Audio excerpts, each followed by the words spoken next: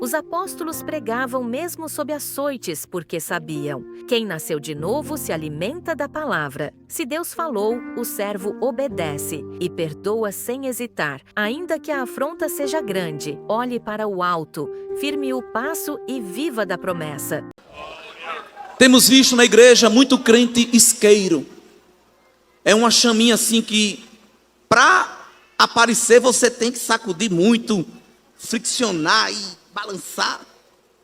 E quando sai é só um e desaparece. Muito crente acendedor automático de fogão. Muito crente fogos de artifício. É até aquela coisa, mas depois é só fumaça. Este fogo não é do Espírito. O fogo do Espírito queima. Queima. Queima. O culto acaba e continua queimando. A gente vai dormir e ele continua queimando. A gente acorda e ele continua queimando.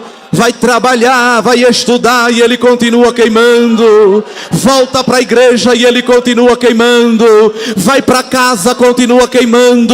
Dia após dia, mês após mês, ano após ano, o fogo arderá sobre o altar e não se apagará, porque o combustível é do céu e não se evapora, para a glória de Deus. Avivamento não é um evento, avivamento é um estilo de vida. E o desejo de Deus não é fazer um ou outro crente pipocar na unção. O desejo de Deus é encher toda a igreja. Inclusive, quando folheamos Atos, e essa igreja é uma igreja doutrinada, ensinada, eu não estou ensinando, só estou relembrando. Embora aqui tenham muitos novos convertidos, mas já estão sendo ensinados. Os episódios de enchimento de poder em Atos são um enchimento pleno, integral, de grupos, homens e grupos inteiros sendo totalmente tomados pelo poder do Espírito Santo. Em Atos 2, verso 4, é nos dito que todos foram cheios do Espírito Santo. Em Atos 4 e 8, nós vamos ver que Pedro, cheio do Espírito Santo, pregou diante do Sinédrio. Lá atrás se escondeu do Sinédrio. Agora estava pregando, fazendo cruzada evangelística diante do Sinédrio. Glória! Era o mesmo Pedro, a diferença é que agora estava cheio de poder. É tanto que as autoridades disseram: quem é este Zé Ninguém? Ele é indouto, homem sem letra, não tem uma teologia muito avançada, não tem um pós-doutorado em divindade. Isso aí, se muito fez, foi o discipulado, sem desmerecer, mas é porque o discipulado é os primeiros passos. E como é que ele está falando coisa que nem a gente sabe? Como é que ele está pregando com tanta eloquência? Quem foi seu professor de oratória? O Espírito Santo é o professor de oratória do crente. Porque Jesus disse qual é a função do Espírito Santo. João 14, 16, 17. Jesus explica bem a função do Espírito Santo para a igreja. Esse neopentecostalismo estranho que quer entrar aqui dentro pinta um quadro de que o Espírito Santo faz alguém se arrepiar. Repito isso porque é muito comum falar isso hoje. Que uma pessoa cheia do Espírito Santo é aqui arregala o olho assim mais aberto. Alguém pensa que para ser profeta é só arregalar o olho. E às vezes eu me pergunto, será que Ezequiel profetizava assim? Jeremias profetizava assim? Será que Amós se profetizava tremendo? Será que Isaías profetizava entronchando o braço? Eu queria poder estar lá para ver. Mas eu acredito que não. Muitas pessoas pintam um quadro de que alguém cheio do Espírito Santo é isso. Mas Jesus mostrou que o Espírito Santo tem uma função didática. Ele disse: eu pedi ao Pai para mandar o Espírito. E ele vai fazer vocês marchar de um pé só, que quando alguém olhar vai dizer, são cheios. Não, ele não disse isso. Ele vai fazer vocês aprenderem todos os corinhos de fogo, que quando vocês cantar não vai ficar um demônio em pé. Não, nada disso. Ele disse assim, o Espírito Santo vos fará lembrar todas as minhas palavras. Função didática. Porque não tinha como gravar um podcast com Jesus. Não tinha como gravar um áudio enquanto Jesus pregava para ouvir depois. Não tinha como transmitir no YouTube e deixar salvo na playlist para depois ir rever o que Cristo ia falar. Mas ele disse, o meu espírito é didático. Ele vai gravar na vossa mente tudo que eu estou falando. Aleluia. E se vocês precisarem falar alguma coisa nova, ele vos ensinará na hora. Está lá, Jesus disse, ele vos dirá na hora o que há vez de dizer. Tem crente que tem a síndrome de Chicó e João Grilo. Você faz uma pergunta bíblica a ele, diz, eu não sei, só sei que é assim. É mistério. Vou dar o zap do meu líder, do Enoque, e ele vai explicar. Nada disso. Pedro, que era um homem simples, não era um analfabeto, porque todos eles tinham um conhecimento básico, até porque eram comerciantes. Mas Pedro, que era um dos homens mais simples da igreja, não era um doutor da igreja, ele disse, meus irmãos, estejais prontos para dar a razão da vossa esperança a qualquer um que vos pedirem. Pedro disse que todo crente tem que ser um professor de apologética. Agora eu vou dizer uma coisa, me permita, pastor. Você sabe o que é apologética? Sei não, irmão, já está errado. Tem que pelo menos saber já o que significa apologética. Significa defesa da fé. Mas não é só saber o que significa. Tem que estar pronto a defender a fé. O apóstolo Judas, não, o Iscariotes disse que nós temos que lutar pela fé que uma vez foi dada aos santos. Que fé é esta? O corpo de ensinos da palavra de Deus.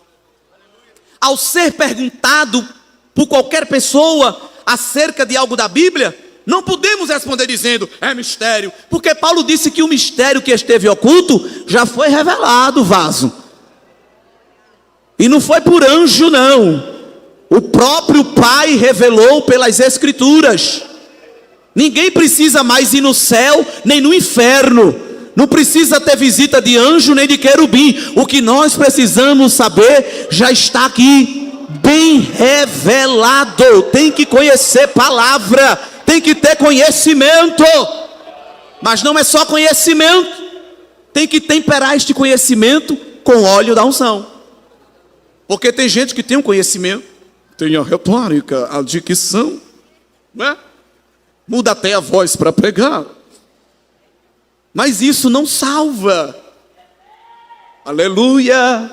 Porque Paulo era erudito. Mas ele disse a uma das igrejas, eu não fui a vocês com sabedoria, com persuasão, com R's, com S's. Eu fui com poder. Porque é poder que cura. Aleluia. É poder que liberta. É poder que tira alguém do vício, da prostituição. É poder que tira alguém da frieza. É poder que arranca alguém da ignorância, do ceticismo, do ateísmo. Abre a tua mão, recebe poder, glória. Aonde é que o crente recebe poder? Num culto como este, irmão. Quando a palavra está sendo pregada, Deus está visitando a igreja e dizendo, recebei poder, recebei virtude, recebei autoridade. Eu coloco na vossa mão a autoridade, na vossa boca a palavra. Receba, estude a palavra e viva uma vida piedosa de oração, porque Deus vai preencher a pregação do evangelho com a unção do Espírito. E enquanto tu abrires a tua boca, cadeias serão quebradas, em nome de Jesus. O El Shaddai, o Todo-Poderoso Deus. Pedro pregou, irmãos. Na primeira escala de culto, foi interrompido pelo Pentecoste. Na segunda escala de culto que ele tirou, já foi uma cruzada evangelística. A primeira foi na vigília, digamos assim. A segunda foi na cruzada evangelística. Naquele culto ele deu um grande trabalho à equipe do Enoque, porque quando fez o convite foi quase 3 almas. Então deu muito trabalho, mas foi feito. Glória! Glória! Porque quando se prega a palavra, Deus faz a parte dele. Glória! E qual era o tema da mensagem apostólica? 3 segredos para a felicidade. 4 passos para a prosperidade. Como ter um sono tranquilo na presença de Jeová?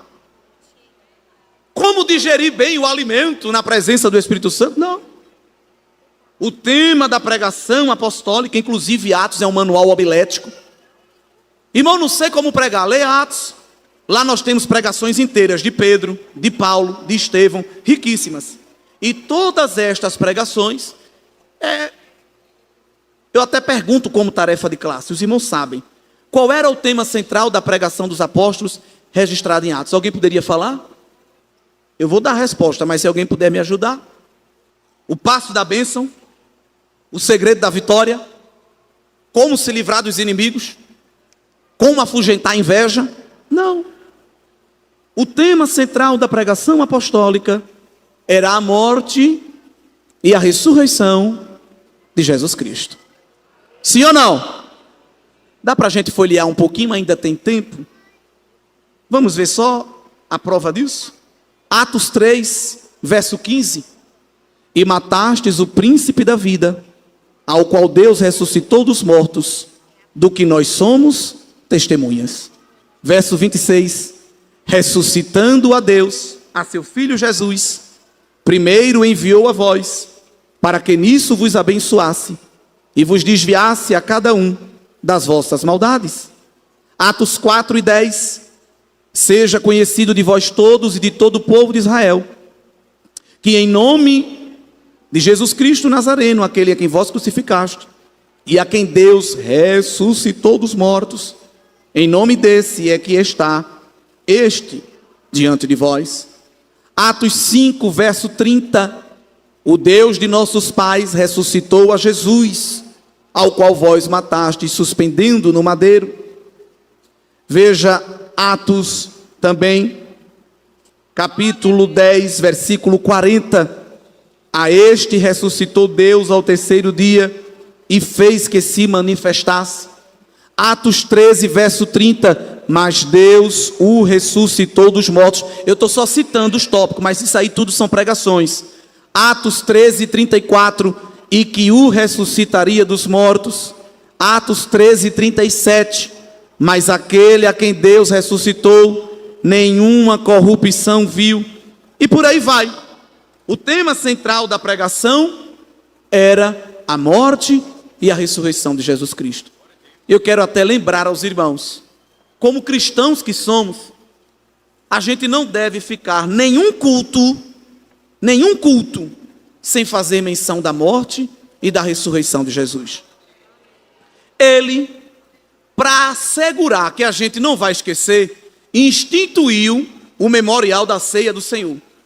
Para pelo menos ver se uma vez no mês a gente se lembra deste assunto.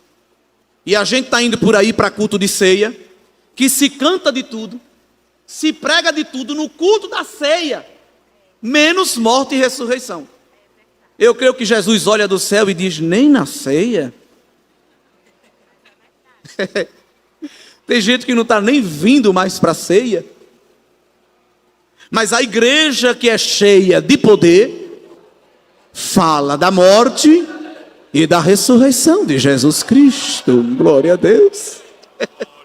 E quando a igreja recebe poder, queridos irmãos, ela fica com pelo menos 3 características. Porque eu disse aqui que a igreja ela não fica calada nem parada. E evidentemente tem muitos trejeitos aí neopentecostais que alguns pensam que é a característica bíblica do pentecostalismo, mas não é. Então, por que não buscar nas Escrituras qual é a identidade de uma igreja cheia de poder? Porque a igreja de Atos era uma igreja cheia de poder. Até para ser diácono, Atos 6 nos mostra, no verso 3, que um dos requisitos para servir bandejas era ser cheio do Espírito Santo. Será que é porque eles se viam cortando o laço? Será que eles passavam a bandeja se tremendo? Não. É porque tudo que se faz no reino de Deus tem que ser pelo Espírito de Deus. E quem é cheio do Espírito de Deus, não ora para Deus matar, ora para Deus dar vida. Tem muita gente por aí, como é trabalho de novo convertido, eu acho importante falar essas coisas. Tem muita gente que diz, olha, eu sou muito cheio, viu? Não toque em mim não, senão você se queima. Não olhe para mim assim não, que eu sou assim com Jeová. E se eu orar por você, acontece. Não, irmãos, isso não é ser cheio do Espírito. O que é ser cheio do Espírito? Estevão ensina no capítulo 7. Enquanto pregava, no versículo 54, os fariseus se enfureciam e rangiam os dentes contra ele. Mas Estevão, estando cheio do Espírito Santo, fixando os olhos no céu, viu a glória de Deus e Jesus à direita do Pai. E ao invés de orar para matar, ele ora no verso 60, Senhor, não ponha na conta deles esta raiva, eles não sabem o que estão fazendo. Crente cheio de poder é misericordioso, crente cheio de poder perdoa, crente cheio de poder não guarda amargura nem rancor. É alguém jogando pedra e ele deixando de olhar para a afronta e olhando para o céu. Se olhar para a terra, vai se embaraçar, mas se estiver cheio, olha para o alto, olha para o Pai, não olha para a afronta, mas olha para Cristo, se levantando do trono para estender as mãos e consolar a tua vida, a tua alma. Glória a Deus. Os irmãos precisam da obra da permanência. Não basta aceitar a Cristo, tem que permanecer em Cristo. Só em João 15, pelo menos 5 vezes, Jesus usa a palavra permanecer. E para permanecer, tem que ser cheio. Porque vai ter alguém no teu caminho com uma pedra. Vai ter alguém no teu caminho com uma lança. Vai ter alguém no teu caminho com uma seta, com um arco, com carros de guerra. Mas olhando com os olhos fixos em Jesus, autor e consumador da fé, cumpramos a carreira que nos está proposta. Ali em Hebreus 12, carreira não é carreira gospel. Ah, eu tinha 10 seguidores, agora eu tenho 180, minha carreira está prosperando. Não é isto. Carreira ali no original grego é agonia. Sabia que tem um sofrimento preparado para você? Sabia não, irmão? Pois fique sabendo. Sabia que tem um pacote de provação para a sua vida? Já tem. Mas Cristo, desprezando a afronta, continuou cumprindo o propósito do Pai. E agora, como modelo, está nas alturas, dizendo, olha para mim, toda caminhada eu tenho que olhar para o chão, senão eu tropeço. A caminhada cristã, espiritual, é a única que eu não devo olhar para o chão, para baixo, porque se eu olhar, eu tropeço. A caminhada espiritual é a única que eu tenho que correr, olhando para frente e para o alto. Tu visse o que falaram de tu? Vi não, porque eu estou focado em Jesus. Tu soube o que alguém falou ali? Também não estou sabendo não, eu estou sabendo agora é da palavra. Tu percebesse aquele me disse, oxe, isso aí é passado, agora eu conheço, é a Jesus, eu me relaciono com Ele, cumpramos, Ele vai cuidando das lutas, Ele vai administrando o sofrimento, Ele vai livrando do mal, e a igreja vai caminhando, precisa correr não, vá caminhando passo por passo, porque já já atravessaremos o Jordão e chegaremos na Nova Jerusalém. Receba força para caminhar esta noite. O poder de Deus te dará força para suportar as afrontas e para chegar na Nova Jerusalém. Às vezes, na hora do corinho de fogo sapateia, na hora do manto se arrepia, mas basta o seu nome não ser apresentado na lista de visitantes. Me dê minha carta. Ninguém me valoriza aqui. Nós não fomos chamados para ser valorizados. Mas sabe por que nós estamos com a geração de muitos crentes raquíticos, subnutridos? Porque a gente canta e prega sobre a caneta, sobre a coroa, sobre o sapato, sobre a cortina. Vai entendendo o que eu estou falando, a analogia. Sobre o palco até a gente canta, mas cantamos e pregamos pouco sobre cruz. Jesus não disse para ninguém: quer me seguir? Pega a coroa de vitorioso.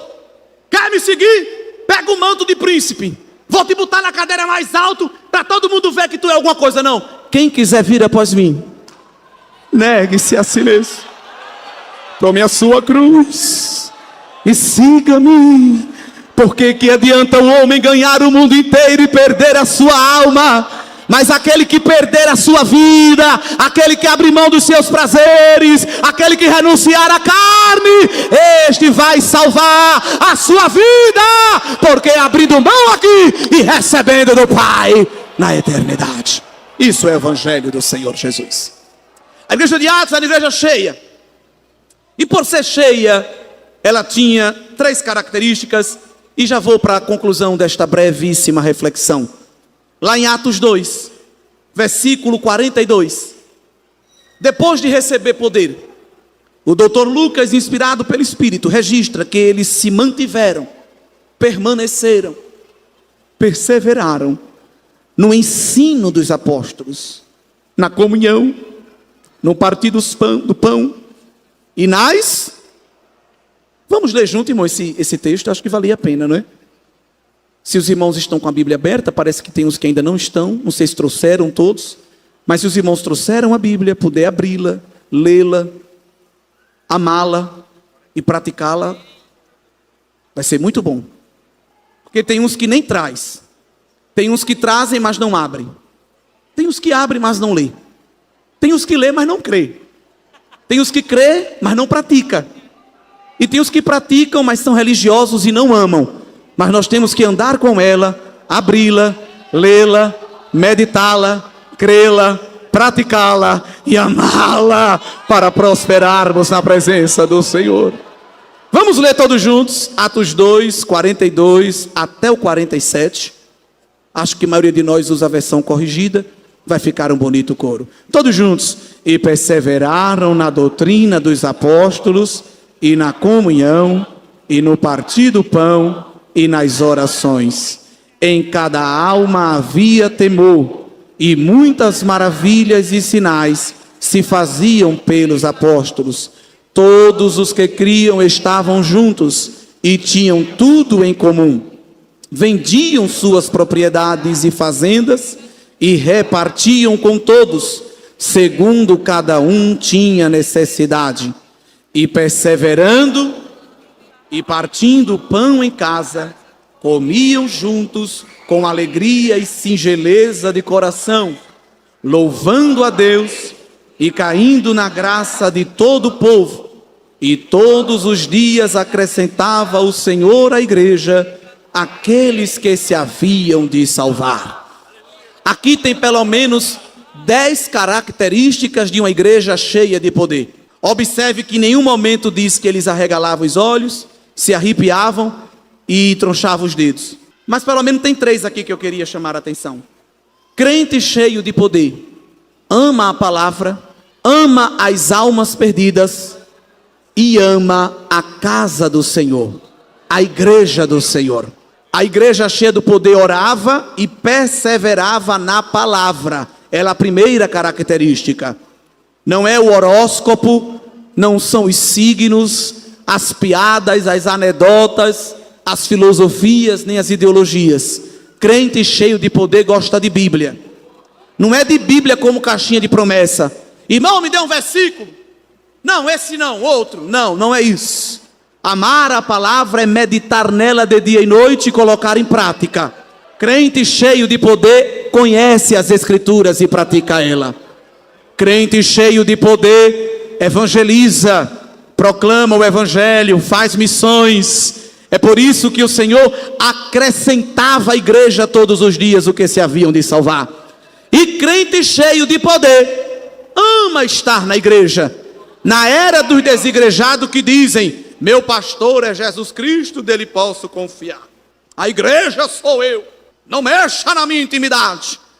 Essas pessoas rasgam Atos 2, porque a igreja cheia de poder não tem alergia ao ambiente congregacional. O texto bíblico diz, nós acabamos de ler, que eles estavam unânimes todos os dias no templo e em casa. Hoje, se você vier 3 dias na semana na igreja, já lhe chamam de fanáticos. Tem crente que se vier na terça, ele não tem força para vir na quarta. Tem que ter um intervalo aí de 5 dias para se recuperar. Se o trabalho for tarde e noite, ele diz que não tem condição. Escolha, pastor, ou à tarde ou à noite. É muito difícil para mim esta jornada. E tem uns que só lembra que é crente no templo, na hora do culto. Quando chega em casa é qualquer música, qualquer programação, qualquer conversa, qualquer tipo de relacionamento. Mas a igreja pentecostal é crente no templo, é crente em casa, é crente na rua, é crente na praça, é crente na feira. Aleluia, aleluia. Aonde ele passa, alguém diz: olha ali, ó, ali tem um vaso, ali vai um instrumento do Senhor, porque ele todos os dias estava na casa do Senhor, aprendendo a sua palavra, orando e recebendo poder para sair nos 4 cantos, evangelizando ainda mais. Que a igreja em Parnamirim e em os arredores continue amando a palavra, continue amando as almas perdidas e continue amando estar na casa do Senhor para receber mais poder e continuar fazendo esta grande obra em nome de Jesus. Se essa palavra falou com você, compartilhe com alguém que precisa ouvir. Deixe um comentário ou seu pedido de oração. Estamos juntos em fé. Permaneça firme, porque Deus é contigo. E não se esqueça de curtir e se inscrever. Isso é essencial para que essa mensagem alcance ainda mais vidas. Deus te abençoe poderosamente.